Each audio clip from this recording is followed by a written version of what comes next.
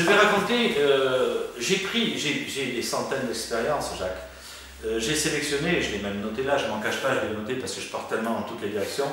J'ai donc raconté dans les âmes environnantes Raphaël, j'ai raconté le bourreau. Ce soir en même temps, je reprends, c'est bien parce que je reprends, ce sont les titres de mes articles sur Accepter de s'éveiller, ma page Facebook, un petit coup de pub, et sur mon blog. Donc les personnes qui veulent relire ça peuvent retrouver, voilà. Alors justement, là, je vais vous raconter maintenant, toujours avec les âmes environnantes, c'est le plus grand sujet. Hein. L'âme perdue, ça va être très, très rapide, j'ai un exemple à donner, hein, voilà. Qui est balèze, mais un exemple. Donc, dans les âmes environnantes, on rend compte de tout. Un jour, j'étais dans mon club de tennis et je vois une amie qui s'appelle Joss, on va donner juste les prénoms. Je suis à l'aise quand j'ai le prénom parce que ça me ramène vraiment. Je la vois là tout de suite, je vois la scène parce que j'ai dit son prénom. J'aurais pas dit, j'aurais envoyé la scène quand même, mais voilà, je suis plus à l'aise. Donc, j'avais, genre, je ne sais plus dans les années, mais j'avais essayé, je commençais à avoir une bonne expérience. Et puis, je vois retirer à l'écart du clubhouse une amie, Joss, une jeune femme, qui écrivait. Bon, je n'ai pas fait attention sur le coup, puis je regarde, la maman, elle écrivait, elle avait fermé les yeux. Alors je m'approche, je dis, et puis elle cache vite la feuille, son crayon et tout. Bon, parce qu'on n'avait jamais discuté ensemble, hein, je ne racontais pas quand même à tout le monde. J'aurais aimé raconter à tout le monde, ma femme me dit que là, quand même un peu. Hein. Elle m'a appris finalement, c'est marrant, même si elle n'a pas mon étape spirituelle, elle a une grande sagesse et une grande logique, elle me tempère. Parce que tu as compris que, bon, j'aurais voulu, le lendemain de mon éveil, j'aurais voulu éveiller le monde entier. Bon, ça part d'un noble sentiment, mais Francis, je le dis à tout le monde, il faut acquérir la connaissance. L'expérience, c'est progresser par étapes. En un mot, lâcher prise. Si on est prêt à aider et éveiller, ça va se faire tout seul, mais les étapes vont suivre. Donc je la vois, je m'approche d'elle et elle range tout ça. Alors moi je me suis dit, c'est bon. J'ai dit, Joss, tu es en train de faire l'écriture automatique.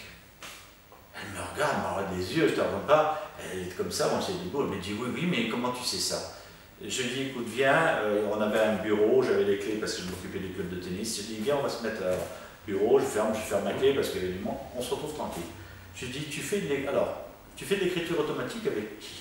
Elle me dit, tu es au courant, tu sais? Je lui dis, oui, mais je raconte rien, je ne veux pas la perturber. J'avais l'impression qu'il fallait que je fasse comme ça en plus.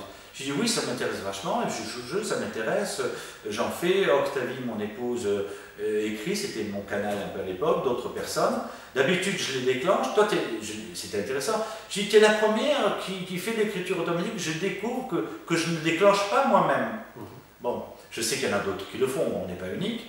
Et je lui dis, mais tu communiques avec qui? Elle me dit, je ne sais pas si tu vas me croire. Je dis, écoute, cherche pas ce que je vais faire, ou croire ou pas croire, dis-moi. Elle me dit, je communique avec Padre Pio. Tu connais Padre Pio? C'est un curé italien, alors les Italiens connaissent un Padre Pio, même plus loin. C'était un mystique, un curé mystique, un prêtre mystique italien du siècle dernier, parce qu'on a des photos de lui, donc vraiment au début de la pellicule. Et c'était un curé, bon, il avait les stigmates, le vrai mystique. Je vais en parler à l'émission de Bob ce soir, alors on en parlera peut-être ensemble. On le voyait à plusieurs endroits à la fois, c'est-à-dire qu'il était en train de faire sa messe là, et on le voyait, il arrivait, bon, des trucs comme ça, voilà. Donc vous étudierez, sinon je vais partir sur l'histoire, je ne connais pas trop son histoire. Il a une bonne tête, hein. Sur mes articles j'ai mis une photo de lui, surtout, justement sur l'article Joss et Padre Pio, il y a une belle photo d'une bonne bouille, hein. Barbu, une bonne tête, j'adore ce mec, voilà. Padre Pio, je t'envoie le bonjour, je t'embrasse très fort. Et elle me dit, je communique avec Padre Pio, et puis elle attend, bon, je dirais d'abord je ne savais même pas qui c'était. C'est elle qui m'apprend, elle m'explique un peu. Et je lui dis, on peut faire ensemble. C'est vrai que ça m'intéressait pour une fois que tout d'un coup, c'est pas moi qui ai provoqué, que c'était déjà fait, qu'elle avait de l'expérience. Je lui dis, c'est le top des tops. J'avais pas compris à l'époque qu'on faisait exprès de mettre toujours des trucs différents pour que je grandisse et que je comprenne. Toujours la même histoire, je vais pas revenir là-dessus. Alors elle se met en écriture, ça démarre tout de suite. Alors elle me montre, elle avait déjà écrit. Je dis, je peux lire un peu. Et je lis un peu. À un moment, je lis et je vois Padre Pio, elle pose une question sur ses fringues qu'elle devait acheter le lendemain. Tu commences je te vois rigoler, Jacques. Retiens-toi, ça va passer, on va l'entendre. Et puis je vois, et je dis, vous discutez. Elle me dit, bon là, alors je discute, elle m'explique. Je discute avec lui depuis 1 an ou 2. J'ai eu un problème, moi je devrais commencer par là, vous allez vous y retrouver. J'ai eu un problème, elle était un peu d'origine italienne, hein, quelque part, voilà, très, très latine. Et elle me dit, bon, nous on a toujours vénéré Padre Pio dans la famille. Un jour j'ai eu un problème, j'ai pleuré, etc. Et j'ai senti ma main qui vibrait, j'ai pris une feuille de papier, j'ai écrit, et j'ai eu Padre Pio. Je lui dis, qui tu es? Elle me dit Padre Pio. Voilà. Et elle dit, ça fait au moins, je sais plus, au moins une année que je communique. À chaque fois que j'ai des problèmes, il me donne de bons conseils. Et puis du coup, on est tellement amis qu'on parle de plein de choses. Alors là, dans ma tête, j'ai dit, oui, il y a un truc là. Je sais pas pourquoi c'est là, mais il y avait un truc qui tu conçois. Alors j'ai dit, je peux lire, oui, et puis je tombe sur, comme ça, elle venait de faire 2 pages. Hein. Belle écriture, hein, tranquille, etc. Son écriture, une écriture différente, je sais plus, parce que ça c'est important. Je crois son écriture, donc elle devait même recevoir en télépathie. Un détail, le canal qui écrit, qui reçoit pas dans la tête et qui écrit, elle peut fermer les yeux, c'est pas du tout son écriture. À chaque fois, ça changera. Juste à la partie, une ou un en l'air. Un écart, on va dire un écart, c'est plus pratique. Le canal, il y a le deuxième qui va recevoir dans la tête et écrire en même temps. Et le troisième qui reçoit dans la tête et qui écrit avec son écriture. Celui-ci, à la limite, je lui fais poser le stylo, on travaille en télépathie. Donc, soit, pas automatiquement avec ses cordes vocales, ferme les yeux, il reçoit et il me transcrit. Le corde vocale, c'est encore autre chose. À la limite, celui-ci est super. C'est le top des tops. Sauf que c'est le top des tops parce qu'on se met à travailler en télépathie, on n'a plus besoin de crayon ni rien, ça va très vite. Mais il faut que le canal soit d'un bon niveau et de l'expérience parce qu'il faut que ce soit sûr que ce ne soit pas lui qui invente, etc. C'est pour ça qu'un canal qui démarre va écrire des choses qu'il découvre après avoir posé le stylo. Celui-ci, il sait qu'il n'invente rien. Et en général, il va progresser. Voilà, ça c'était juste pour les cadeaux, un petit truc à part. Mais il y a celui qui... Voilà, il y a 3 catégories. Allez, on revient donc à Padre Pio. Et puis je regarde son truc et je vois qu'à un moment donné, il lui conseille la couleur du pantalon, du jean qu'elle doit acheter le lendemain. Voilà, je dis, alors, je la brusque pas quand même, la diplomatie, parce qu'attention...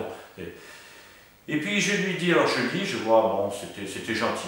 En plus, ce jour-là, elle avait communiqué parce qu'elle s'ennuyait, elle n'avait pas un problème particulier. Ça aurait été intéressant de lire un problème particulier, mais je pense qu'il y aurait eu de bons conseils, tu vois.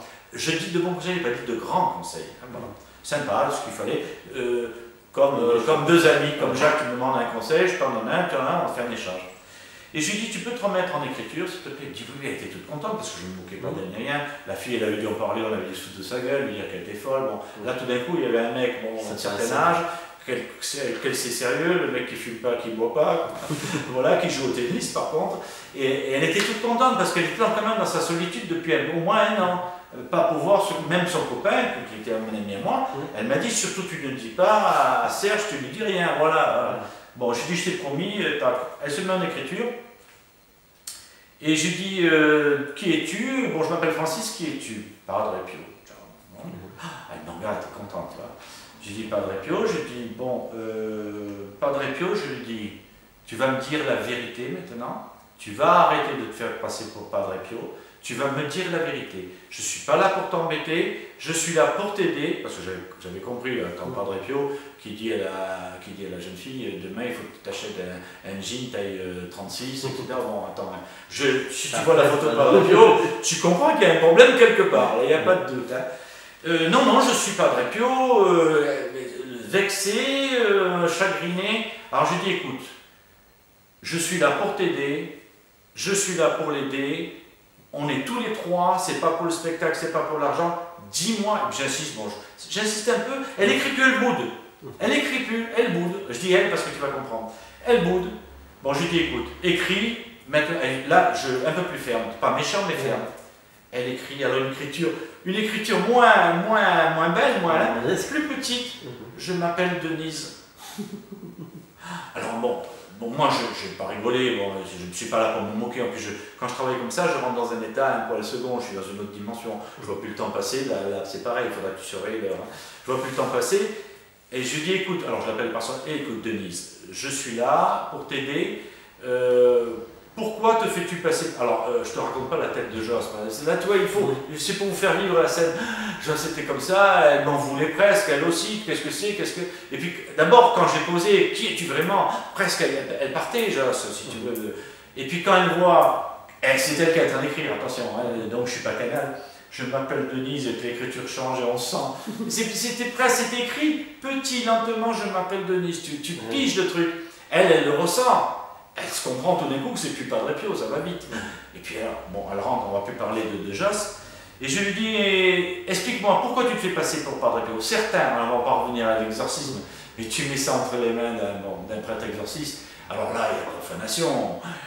Une entité qui doit être le diable, qui se fait passer pour Padre Pio, elle va créer une ambiance que la pauvre Denise, même si elle n'est pas de Padre Pio, elle va se foutre en colère et elle va commencer à gueuler, etc. Et on va créer, allez, une scène de l'exorcisme. Tu vas dire, tu y reviens, Francis. Mais là aussi, ça peut arriver. Hein. Je dis ça parce qu'un jour, on fera une émission là-dessus. Et bon.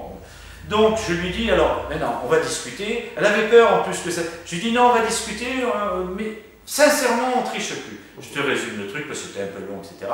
Alors elle écrit, elle dit voilà, c'était une âme un peu environnante, un peu dans les rangs, je ne me souviens plus trop, attends, non, environnante, elle n'était pas dans les rangs, je ne me souviens plus trop, c'était bien. En fait, c'est pas important. Elle me dit voilà, je te résume, elle me dit, oui, c'est bon, on est dans les temps, elle me dit voilà, j'ai entendu Josse qu'appelait Padre Pio. Elle était certainement en errance. Elle me dit, je suis venu à côté d'elle, ou en environnant, elle me dit, j'ai observé, j'ai regardé parce que j'ai pu entendre. Le hasard n'existant pas, si on lui a permis d'entendre ça, c'est qu'il fallait qu'elle l'entende, et toute la suite, et que Francis apprenne quelque chose de plus. Tu vois le multidimensionnel, je le raconte avec le déroulement du temps. Tout ça, c'est géré dans un point fixe, hors du temps. Il faut comprendre, je ne sais pas si on va bien piger, oui, on va y arriver, tous ensemble. Donc, à ce moment-là, elle m'explique, je résume, elle me dit, voilà, et je suis resté observé parce que Padre Pio, et puis il me dit, elle voyait Josse, elle me dit, apparemment elle est morte, elle avait le même, oui un détail, on a le même âge, donc elle est morte, Josse doit avoir 25 ans, un truc comme ça, elle est morte au même âge, brutalement, je ne sais plus les détails, je ne les ai plus, hein. Voilà, et puis on ne s'en sort pas, c'est pas intéressant. Alors je résume, donc elle me dit, je l'ai entendu appeler, Padre Pio n'arrivait pas, pas de Padre Pio, elle insistait, elle pleurait, elle avait des problèmes, je l'ai prise en amitié. Et puis, elle dit, je me suis dit, si je lui dis que je suis Denise, que je suis dans un plan, bon, voilà, que je ne suis pas Padre Pio, elle va m'envoyer chier, et puis c'est fini. Et moi, ouais, elle devait être en errance, ouais, elle est en errance, c'est logique. Et elle le dit d'ailleurs, elle dit, moi je suis seule, ça fait un moment que je suis seule, je suis dans le noir, je ne sais pas ce que je fous là, parce qu'elle est morte brutalement et jeune, voilà, ça y est, ça me revient. Et elle dit, qu'est-ce que j'ai fait? Et puis avec honte, parce qu'elle me voit plus grand qu'elle, et elle a honte, elle se dit, ce mec-là, là, lumineux, il va m'engueuler, quoi. Voilà, non, mais réaction logique. Comme dans cette dimension, hein. C'est pour ça que je travaille tranquillement, j'ai pas besoin de... C'est que pour moi, quand je travaille avec une entité, elle est là en face de moi, on discute tranquillement, il n'y a pas tout un cinéma, une incantation, des formules magiques et des petites conneries. Je dis ces conneries, je le répète, voilà. Alors, elle m'explique, elle me dit, voilà, elle était là en écriture, ça partait pas. Quand j'ai vu qu'elle était seule et qu'elle appelait Padre Pio qui ne venait pas, elle dit, eh ben, pour l'aider, je me suis fait passer pour Padre Pio. Elle me dit, mais j'ai un peu honte, mais bon, elle me dit, elle me rassure très vite, elle me dit, je ne suis pas une menteuse, je ne suis pas une tricheuse, ou un truc comme ça, j'invente, mais c'est à peu près ça. Mais simplement, je voulais tellement l'aider, et puis j'étais tellement seule, tout d'un coup, j'avais une copine, voilà, je te refais le truc. Je ne sais pas déjà ce qu'elle écrivait, là, elle chialait d'ailleurs. Hein. Elle chialait, mais automatiquement, l'émotion d'amour de cette entité était toujours là, etc. Donc ça se passait bien. Voilà. Alors j'ai compris le truc, je lui ai expliqué que c'était pas sa place, je vais passer vite. Je lui ai appris à la lumière, toujours la même formule, quand elle dormira, enfin je ne vais pas recommencer, on fait la dégager, le stylo est tombé, Josse est monté jusque devant le gardien du plan, toujours pareil, gardien du plan a accueilli cette âme, j'ai pas dit que tu as accueilli, je parlerai Pio, bon. J'ai pas envie de me faire engueuler, le mec a rien compris. Voilà, as-tu accueilli Denise, cette âme, voilà, et bon, le processus est bien passé. J'ai revu Josse, alors elle était bien, elle était contente, elle avait grandi, elle avait appris, elle était dans l'erreur. Attention, je te parle d'un cas comme ça, on peut imaginer qu'on ait une personne qui a son niveau de conscience plus bas et à faire, et ça arrive, hein, on peut regarder des films comme ça, des machins, qui tombent sur un petit malin, parce qu'attention, être bas dans l'astral, ça veut pas dire être idiot. Je te prends un Hitler, il a dû aller très bas dans l'astral, mais bon, il n'était pas trop con, surtout au début, parce qu'après il partait en voyage. Voilà. Allez, j'ai pas pris le bon exemple, mais ça fait rien, on s'en fout. Donc, oui, à ce sujet, tu vois, c'est une dimension, je vais un petit... quand je disais que toutes les âmes sont mélangées, quand tu penses que cette dimension contemporaine ont été l'abbé Pierre et Hitler, c'était des contemporains, tu as compris que les âmes sont mélangées, là, tu comprends, voilà. Pas la peine de faire un dessin. Donc, je l'ai élevé, et puis Josse n'a plus jamais écrit, mais et passer à autre chose. Ce que j'étais en train de dire, oui, imagine une jeune fille comme ça qui attaque l'écriture. C'est pour ça que je le dis à tout le monde, je vous le dis à tous, tac, je ne sais pas quelle caméra, voilà, je vous le dis à tous, ne faites pas l'écriture automatique parce que vous m'entendez, ne vous lancez pas là-dedans, il va vous arriver des bricoles. Grandissez spirituellement. Si vous devez faire l'écriture automatique, vous allez en ressentir le besoin, vous allez même avoir votre main qui va bouger. Comme pour les sorties du corps et tout ça, ne vous lancez pas dans ce genre d'aventure, ne mettez pas la charrue avant les bœufs. Grandissez, retrouvez ces possibilités. Je dis possibilités, je ne parle pas de dons. Quand j'entends des voyantes, des médiums et tout ça, ou des personnes qui disent j'ai des dons, non, on a tous des possibilités qu'on va retrouver en grandissant spirituellement. Voilà, ça j'informe. Grandissez spirituellement, c'est incontournable, vous allez en retrouver. Vous n'allez peut-être pas retrouver l'écriture automatique. Vous n'allez peut-être pas, parce qu'on est là, dans notre petite partie de la matière a des ambitions.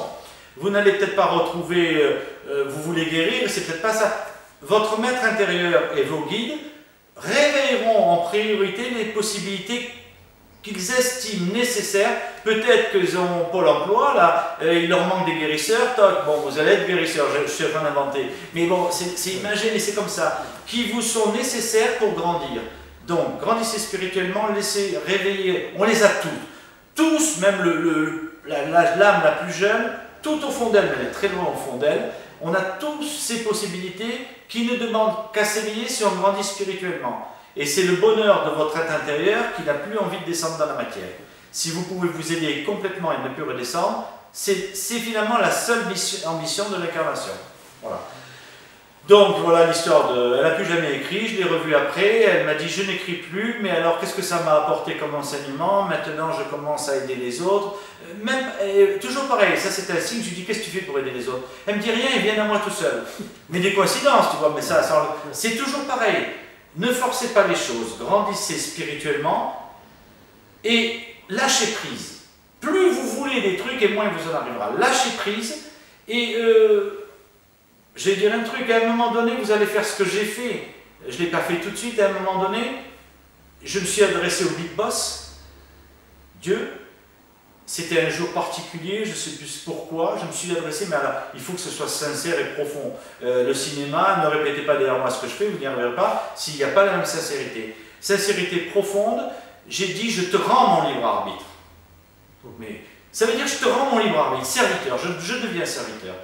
Et maintenant, on va dire, tout ce que vous faites, M. Bourcher ou Francis, selon le degré d'amitié, on voudrait le faire.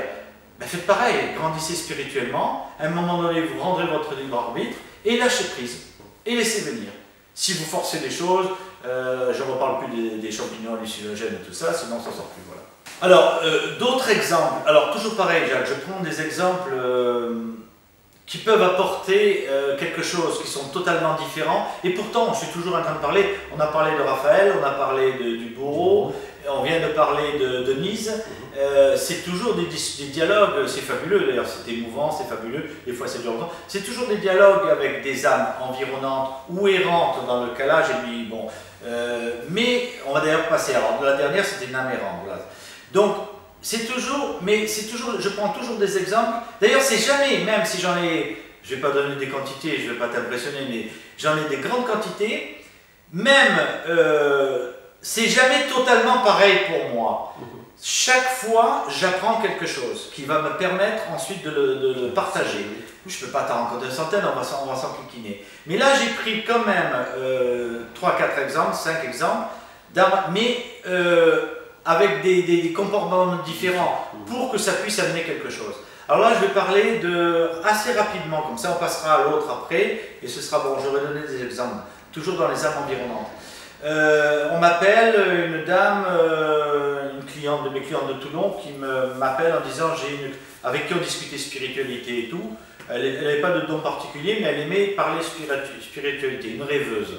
Voilà, sans avoir développé elle-même des capacités. Elle m'appelle, me dit Francis, je ne sais pas pourquoi j'ai pensé à vous, j'ai une cliente qui vient de perdre son fils, il était pompier à Toulon, dans la région de Toulon, je te passe très vite, mais il faut situer, hein, parce que sinon, il est mort brutalement, je ne sais pas, au feu ou un accident. Non, je crois que le camion s'était renversé. Les détails, on s'en fout, il est mort brutalement, il était jeune. Ok. Bon. Elle me dit, cette femme n'est pas bien du tout, est-ce que vous pouvez venir? Attends, elle m'a dit qu'elle n'est pas bien du tout, elle m'avait caché la vérité. J'y vais, j'arrive chez elle, donc je prends la bagnole aller-retour et tout, hein, je le signale à mes frais, etc. Mais bon, à partir du moment que ça vient à moi, c'est que... Alors déjà deux choses. Le lâcher prise permet que les choses viennent à moi, et si elles viennent à moi, je vais être efficace. Alors que si je me lève le matin en disant, bon, aujourd'hui je mets des deux, trois, allez, je pose des questions, vous n'avez pas quelqu'un qui est mort de... Là, c'est sûr que c'est le perso. Je le dis pour ceux, pour les apprentis, pour ceux qui vont commencer à développer cette possibilité de passeur d'âme. Si vous le désirez profondément et sincèrement, vous grandissez spirituellement, les choses vont se faire toutes seules. Elles vont se faire toutes seules, je vous le garantis. Donc, je vais à Toulon, cette cliente est là. Là, elle me dit, bon, elle me vous voyez, vous allez voir, voilà, la porte s'ouvre, entre une femme soutenue par un homme et puis une autre femme, le mari et la sœur, et un zombie.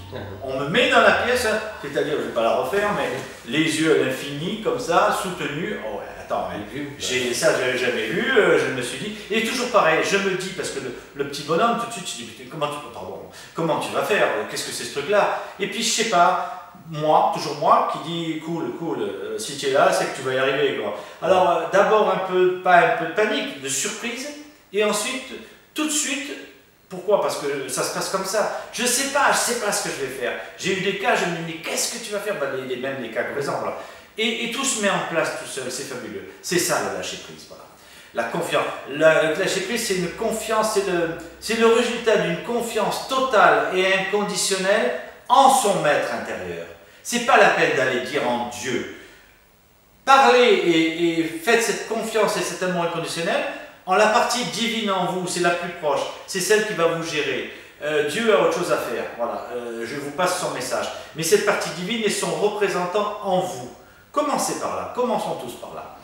Donc on mène cette femme, on l'assied, et puis on prend la part, on raconte le truc, elle est sous médicaments, elle s'en remet pas, le mari, bon, même pas, on pouvait parler à part, tranquille, on aurait pas pu parler à haute voix, elle était là comme ça, elle pleurait même plus. Un zombie, voilà, comme ça. Bon. Et le mari, alors ça m'avait marqué, c'est un détail à la con, mais ça m'avait marqué, il me dit, j'ai enlevé la porte des cabinets, plus aucune pièce ferme, etc., les cabinets, je sais pas quoi, bon, il a enlevé la porte, il m'a dit, même pas, parce que c'est un endroit où, il m'a dit pour que je puisse la surveiller, même quand elle est au cabinet, parce qu'elle est suicidaire. Ouh là là, là-haut, merci, hein, merci les copains, bon, on va faire de notre mieux. Je la mets en écriture, je lui parle, alors je parle à un zombie, mais je me dis, bon, voilà, je la mets en écriture, tac, la main qui, tout de suite, attention, je m'attendais, pour moi, j'y arriverais pas. Elle tenait le stylo n'importe comment, c'est toujours ses pieds. Le stylo bouge, mais alors le stylo bouge, mais en même temps, je rappelle, si le stylo bouge, c'est qu'il y a une entité qui vient en elle, qui lui donne de l'énergie, et même si elle est zombie, tout d'un coup elle sent en elle quelque chose qui vibre, et attention, c'est pas compliqué, c'était son fils. Voilà, c'était son fils qui est mort. Bon. Tu vas voir pourquoi je raconte cette histoire en particulier, parce qu'elle est différente des autres. Donc tout de suite, et puis elle commence à réagir, elle commence à m'écouter mieux, je sens qu'il lui donne de l'énergie, mais je sais, ça c'est après que je l'analyse, mais on sent qu'elle se réveille, à la grande surprise de ma cliente, du mari et la frangine, c'était la frangine, qui commence à chialer. Bon, bonjour l'ambiance, hein, voilà. Bon, mais moi je me dis, tiens c'est bon, tu tiens une tête, alors je continue. Et puis je vois alors je dis prenez bien le stylo, je passe les détails, hein, sinon ce ne sera pas bon, ça s'est pas passé en 10 minutes. Bon, je vais résumer. Elle se met à écrire, une belle écriture et tout, c'est le fils. Alors qu'est-ce que je fais dans ces cas-là? Je demande à une personne qui est là, je sais plus, je crois que c'était peut-être pas elle, mais le mari, donc le papa, de poser une question, quel est le dernier film que vous avez vu ensemble? Je lui dis approuvé, et la réponse, et en plus, tout de suite, première réaction, elle me dit, c'était même pas la peine de poser, il donne la bonne réponse, c'était même pas la peine de poser cette question, je sais que c'est lui. Pourquoi? Parce qu'elle est tellement zombie que toute son énergie du gamin étant elle, et du coup elle n'est même plus gênée par sa propre énergie. C'est-à-dire qu'elle a senti tout de suite son fils.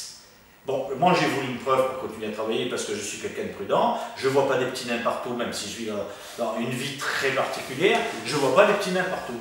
Conclusion, confirmation, on commence à écrire.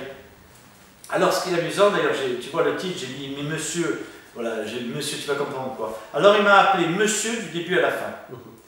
Voilà. Alors bon, on discute, alors je lui dis, alors je pense que c'est une âme errante ou même environnante qu'il faut amener à la lumière. Tu aurais pensé la même chose, Jacques, voilà, avec l'expérience.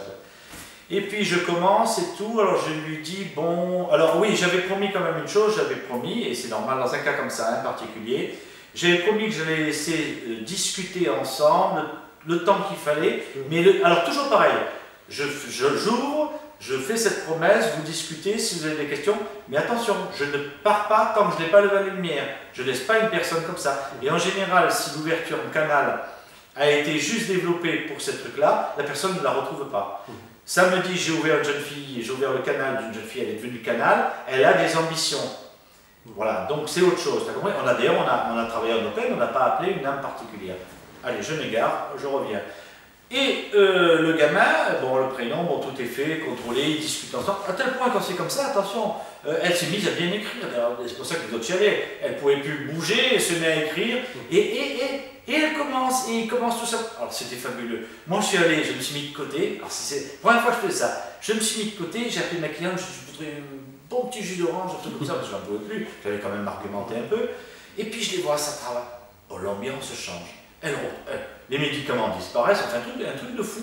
J'étais, tu as compris le bonheur, je t'expliquais. Le bonheur qui t'envahit dans ces cas-là.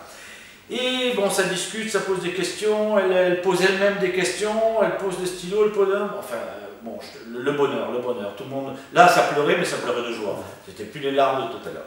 Bon, à un moment donné, bon, on fait le genre sur Marseille, non, mais même, on avait à peu près tout dit. Et alors, voilà, alors c'est là où c'est beau. Bon, j'ai pas le prénom du gamin, donc je lui dis, bon, maintenant, je vais t'aider à aller à la lumière. Mais monsieur, alors je vais le refaire. Alors, l'écriture, mais belle écriture, j'ai pas utilisé sa voix parce que, mais monsieur, je sais y aller à la lumière. Oh putain, Francis, encore un coup de nouveau. C'est quoi cette histoire-là maintenant? Parce qu'il y avait tout de l'âme environnante errante, quoi, voilà. Il m'a dit, mais monsieur, je sais aller à la lumière. Mais je lui ai pas dit comme ça, mais alors, je vais le faire comme ça, mais qu'est-ce que tu fous là alors? Il me dit, je suis là pour ma mère, parce que ma mère n'est vraiment pas bien. Je savais, écoute bien le truc, alors là, je savais que cette séance allait se passer. Tu comprends, j'ai un autre niveau là tout d'un coup, un cas particulier. Pour ça, je veux développer des... Je savais que cette séance allait se passer, je l'attendais, tranquillement, voilà, avec impatience, je ne sais pas s'il m'a dit ça. Mais il me dit, mais attendez monsieur. Je lui dis, appelle-moi Francis, il m'appelle monsieur jusqu'au bout. Moi je le tutoyais, je me rappelle monsieur il a 25 ans, je continue à le tutoyer. Je lui dis, alors tu sais à la lumière, grosse surprise. Il me dit, oui, je sais à la lumière, tout ça, je sais. En un mot, je vais résumer. Il m'a dit, maintenant j'ai rassuré ma mère, je sais qu'elle est bien, je sais que vous allez lui expliquer tout ce que vous lui avez, j'ai un peu expliqué avant, même si elle était zombie.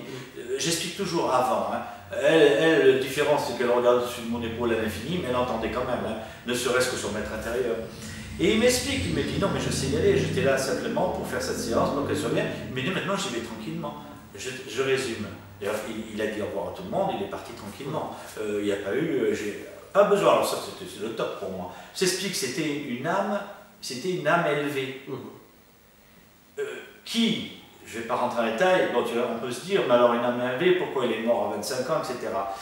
Il fallait qu'il éveille les personnes qui étaient là, même l'esthéticienne, la sœur, tu te doutes bien que tout le monde, il y avait du dormeur dans le lot, hein. La majorité étaient des dormeurs d'ailleurs, je réalise, sauf ma cliente qui commençait à s'éveiller. Là, ils sont tous devenus des rêveurs, hein. Voilà. Donc, il avait cette mission, par ce tragédie-là, d'éveiller l'autre personne. Il avait accompli sa mission. Tout est parfait. J'ai plein d'amis, quand je vais dire tout est parfait, qui vont sourire. Parce que j'écris tellement souvent tout est parfait. Attention, tout est parfait si on tient compte de toutes les incarnations, pas d'un malheur d'une vie. D'ailleurs, quand j'écris plus tout est parfait, j'écris en majuscule T-E-P. Alors c'est rigolo parce que régulièrement, d'ailleurs il faut que je fasse un copier-coller, régulièrement il y a la personne nouvelle qui vient sur Facebook et me dit c'est dire quoi TEP. Alors normalement j'ai même pas le temps de répondre, il y a toujours un intervenant qui a l'habitude qui répond Francis, il veut dire tout est parfait, voilà. Je vous le dis, si vous allez sur... On va gagner du temps comme ça, sur ma page Accepter de s'éveiller, Facebook. Donc, ce que j'ai appris là, c'est que c'était possible aussi.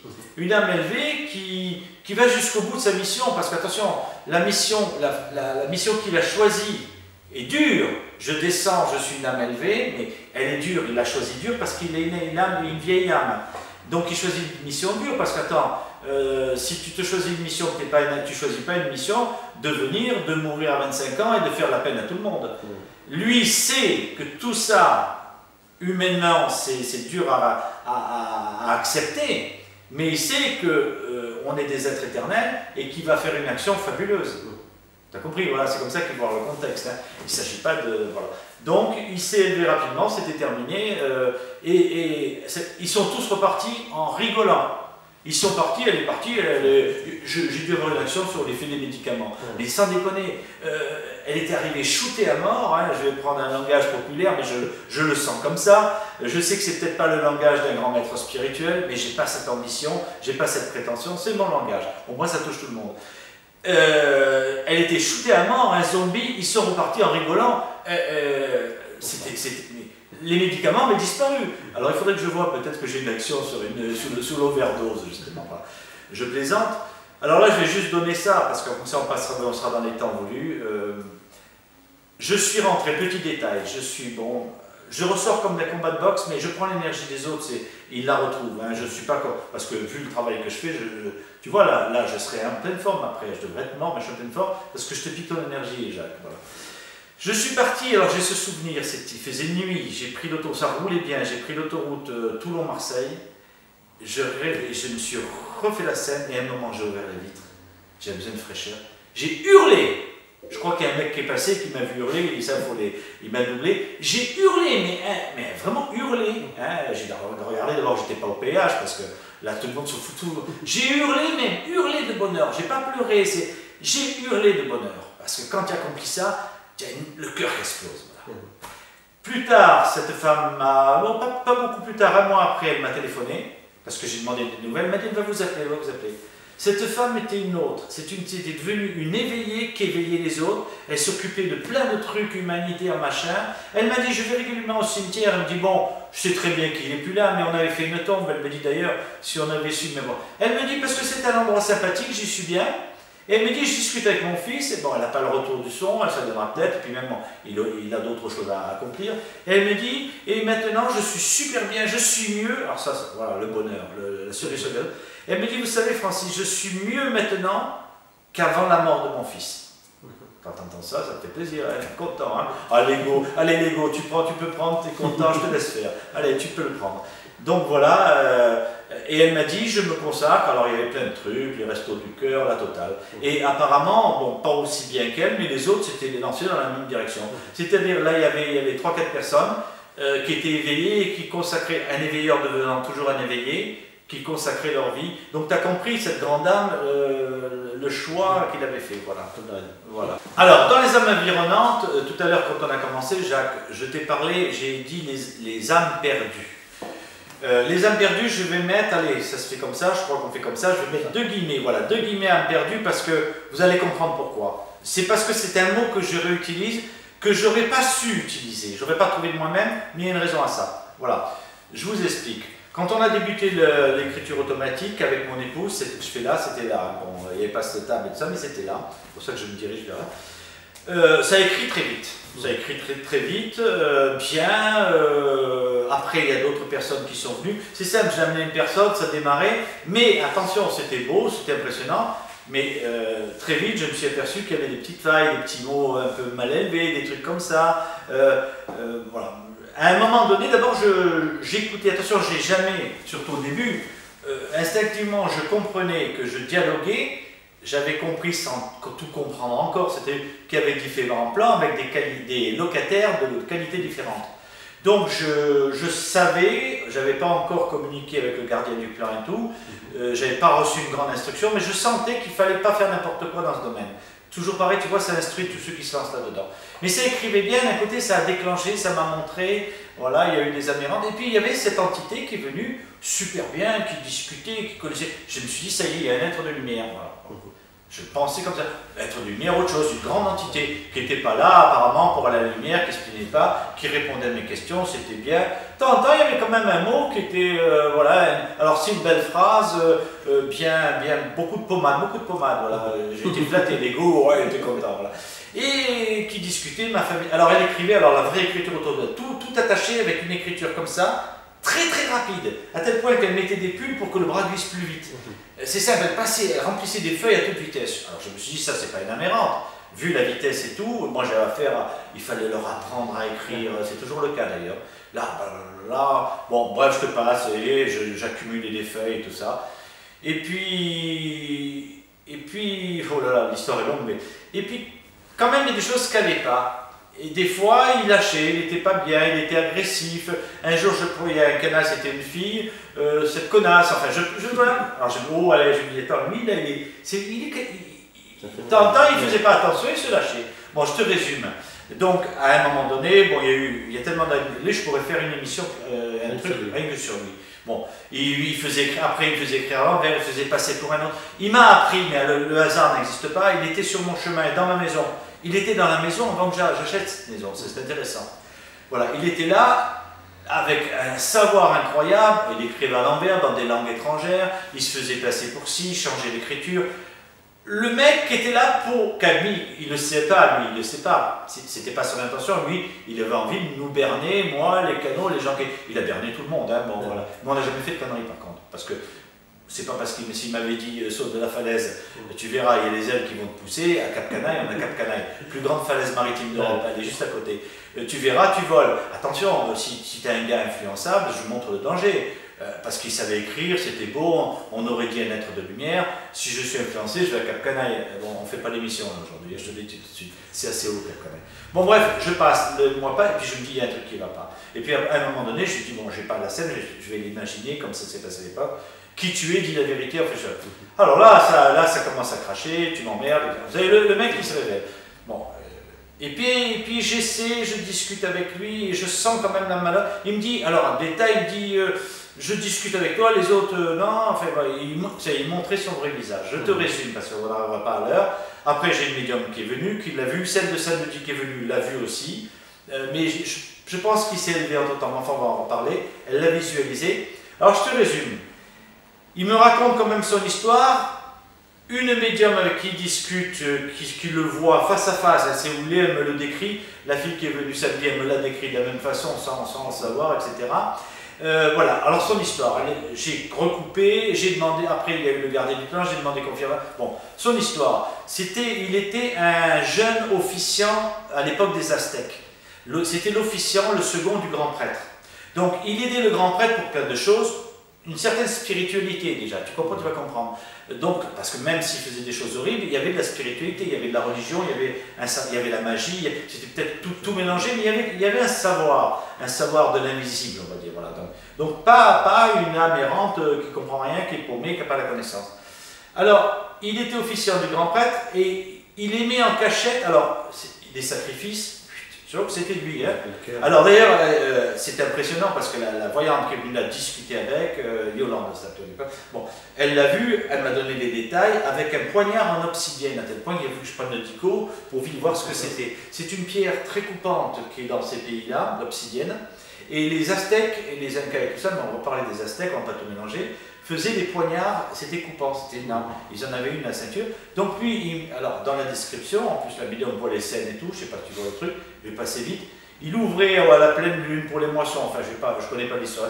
Il ouvrait sur la table, tout le sang dégouliné, tout le tralala. Il ouvrait, là, il enlevait le cœur. C'était l'officiant, il serait devenu grand prêtre après.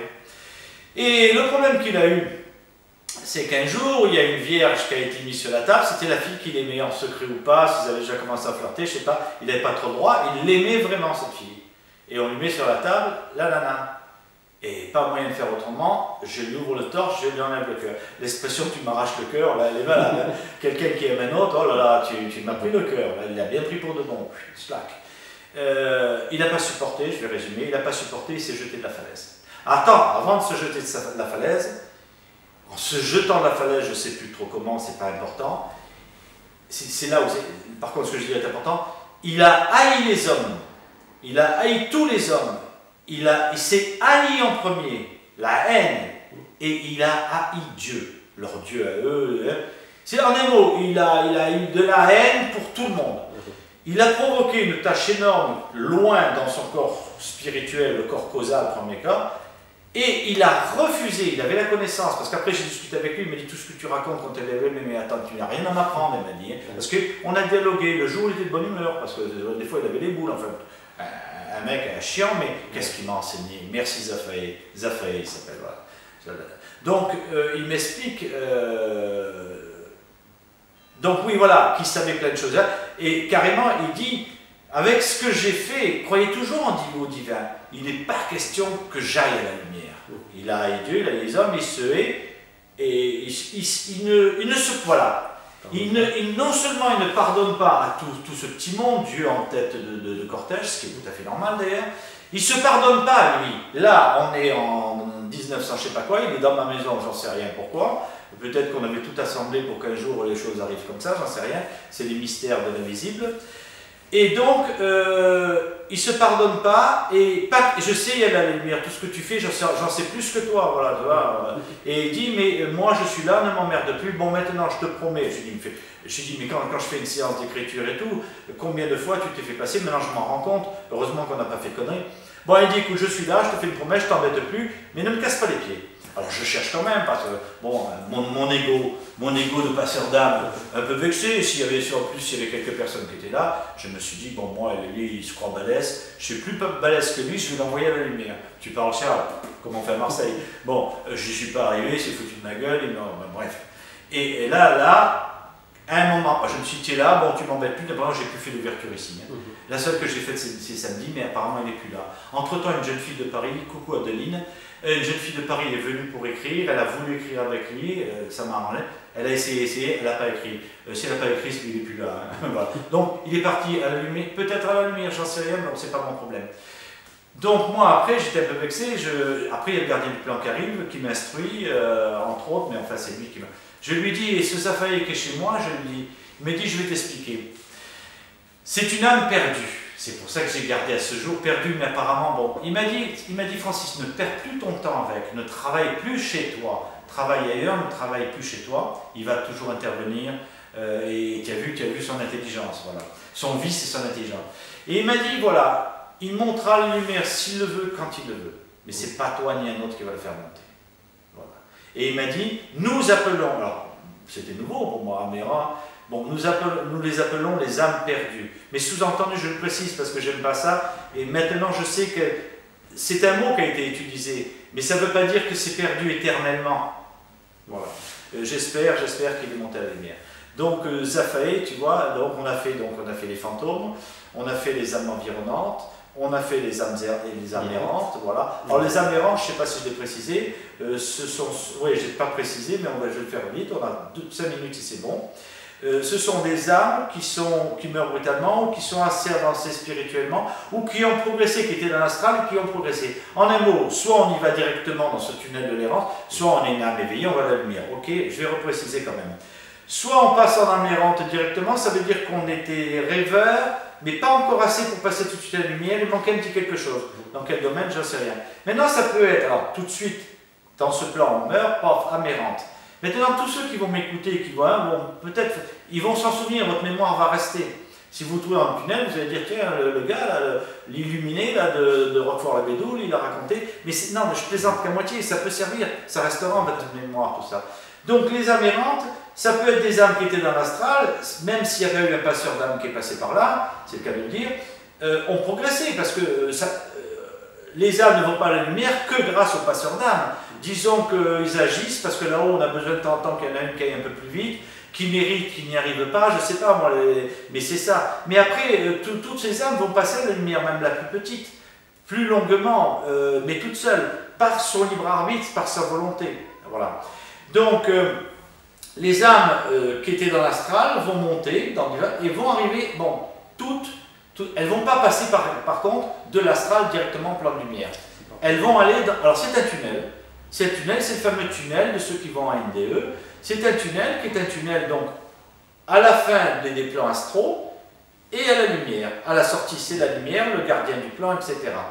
Donc, quand une âme est à la lumière, moi au début, elle me faisait un peu peur, elle pleurait, elle hurlait, elle bougeait le stylo, alors que le Raphaël, tu as vu comme il était cool Raphaël, mais Raphaël il n'est pas passé à la lumière tout de suite. Tandis qu'une qui est dans cet état-là, à pleurer, le froid, la peur, le silence, elle est mûre, elle est bien, c'est impressionnant. Maintenant, je sais que c'est gagné, voilà. En général, bon, on me met ce genre d'âme sur ma route, hein, bon, après les autres. Mais à ce moment-là, on va dire qu'elle est, ça fout la trouille, mais elle est dans un état propice à chercher la chaleur, l'amour et la lumière. Donc une âme errante, c'est bien une âme errante. Je dis ça parce que Bob, dans l'émission de radio, quand j'ai employé le mot âme errante, Bob le commentateur et tout ça, derrière il a dit ça fout la trouille ton truc Francis. Alors j'avais parlé d'environnante, mais ça n'avait pas foutu la trouille. Alors qu'en réalité, non, c'est le contraire. Voilà, tu comprends, le système c'est le contraire. Et à ce moment-là, après c'est facile. Les clés j'en ai, je les donne, voilà, on est encore dans les temps, Jacques a un impératif, voilà, je vais le libérer. Les clés, c'est qu'ils ne sont pas, ces âmes ne sont pas distraites par d'autres âmes. Je pense qu'ils ne se voient même pas entre elles, les âmes. Donc ils sont plus rattachés au matériel. Ils ont encore l'affectif par contre, mais l'affectif je l'utilise. Parce que au lieu, pour les envoyer à la lumière, au lieu de déclencher leur affectif pour quelqu'un qu'ils aiment et qui est toujours vivant, je déclenche leur affectif pour quelqu'un qu'ils ont aimé et qui est déjà peut-être à la lumière. Si par exemple je leur demande le prénom de la grand-père, du grand-père, on va prendre le grand-père peut-être. Comme tout à l'heure, il va me dire qu'il s'appelait Ernest. Je lui dirai Ernest, je vais mentir. Parce que je ne sais pas si Ernest est déjà à la lumière. Attention, c'est pas parce que Ernest est peut-être mort il y a 30 ans, il n'est pas à la lumière, alors que elle, le fils ou le petit-fils est en âme errante. Donc c'est pas une question de temps. Alors, je vais mentir, mais c'est ce qu'on appelle, je mens jamais, mais là c'est un mensonge pieux. Voilà, je ne sais pas s'il y est. Mais, si je lui dis que Ernest, qu'il a aimé, qui est parti avant lui, je souhaite qu'il soit aimé, c'est pas garanti. Je lui fais voir la lumière, il trouve que c'est loin, je vais parvenir sur le processus tout à l'heure. Tout d'un coup, Ernest, j'ai envie de voir Ernest.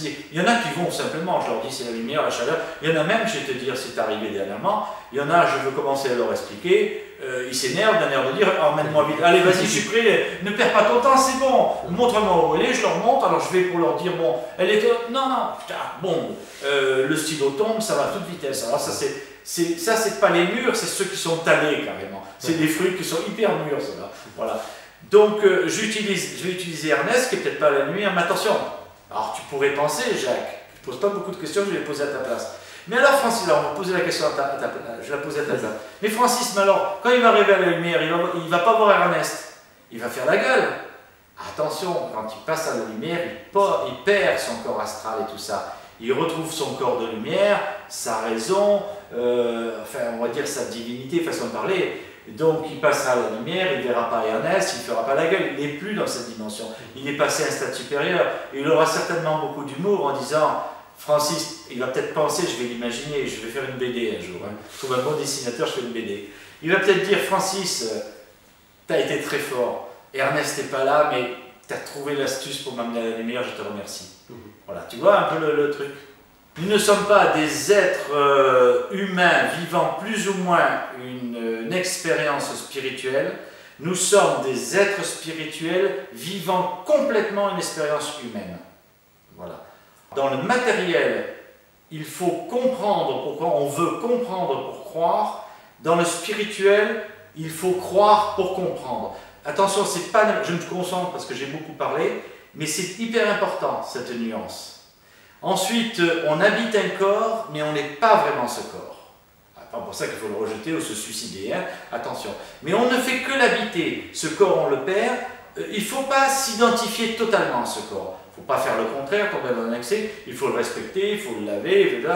Mais on est le chauffeur, voilà. On est un chauffeur dans une voiture. Cette voiture partira à la casse, on en retrouvera une nouvelle, toute neuve. Donc, il ne faut pas avoir un excès de ce corps, un ego, le paraître. Tu me diras, les gens qui sont comme ça sont des dormeurs, ce sont des âmes qui sont jeunes. Donc là, ce genre de vidéo s'adresse à... Voilà. On habite un corps, mais on n'est pas vraiment ce corps. Voilà, Jacques, c'était ce message que je voulais faire passer. Je te remercie, j'espère qu'on fera d'autres vidéos ensemble et que vous serez de plus en plus à l'écoute du grand gesticulateur. Vous avez remarqué qu'il n'y a aucun moustique qui est venu m'approcher. C'est difficile pour eux. Allez, merci au revoir. Francis.